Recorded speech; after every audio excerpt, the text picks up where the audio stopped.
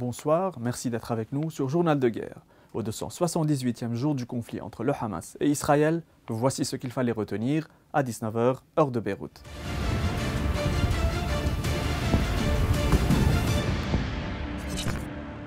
Commençons par un point sur la situation à la frontière libano-israélienne.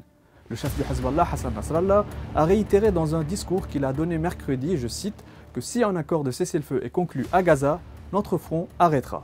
Il a ajouté, je cite, que sa formation se battrait jusqu'à ce que l'agression contre Gaza cesse. Fin de citation. La tension reste vive sur le front sud. Des avions de combat israéliens ont tiré mercredi à l'aube 2 missiles sur les abords de la localité de Malkaba, dans le secteur est.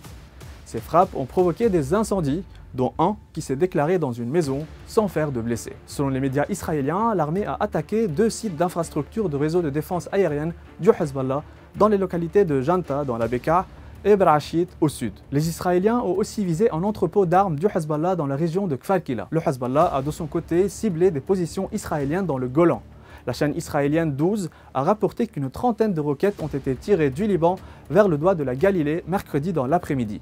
La formation armée pro-iranienne a annoncé mardi avoir tué 2 Israéliens dans une attaque de missiles visant un véhicule dans le Golan. Cette frappe a été menée en riposte à la mort de l'ancien garde du corps de Hassan Nasrallah dans une frappe israélienne visant sa voiture sur la route Beyrouth-Damas. À Gaza, l'armée israélienne a appelé mercredi tous les habitants à évacuer la bande assiégée où des soldats ont engagé une opération majeure contre le Hamas. Des tracts ont en ce sens été lancés au-dessus de Gaza, a constaté un journaliste de l'AFP. Des dizaines de combattants ont été tués et des tunnels souterrains détruits à Shoujaïra, d'après l'armée. Le ministre israélien de la Défense, Yoav Gallant, a affirmé que l'armée avait éliminé ou blessé 60% des combattants du Hamas pendant les 9 mois de guerre, évoquant une réussite militaire. Bilan humain depuis le début de la guerre à 19h, heure de Beyrouth.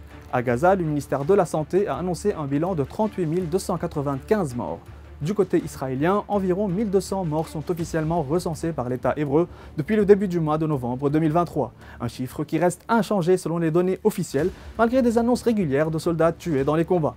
L'armée a toutefois annoncé qu'au moins 235 soldats israéliens ont été tués depuis le lancement de l'offensive terrestre à Gaza. Selon Philippe Lazzarini, chef de l'UNRWA, il n'y a absolument aucun endroit sûr dans le territoire palestinien où plus de 80% de la population ont été déplacés. La diplomatie française et allemande ont jugé mercredi inacceptable que des écoles abritant des populations civiles déplacées par les combats soient ciblées par des frappes israéliennes à Gaza.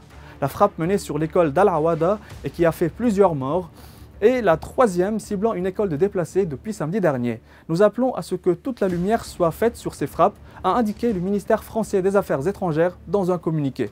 C'était tout pour aujourd'hui. Merci de nous avoir suivis sur Ici Beyrouth. On se retrouve demain pour un autre résumé de la situation. Vous pouvez suivre toute l'actualité concernant cette guerre sur notre site web www.icibeyrouth.com sous la rubrique Guerre Israël-Hamas ainsi que sur tous nos réseaux sociaux.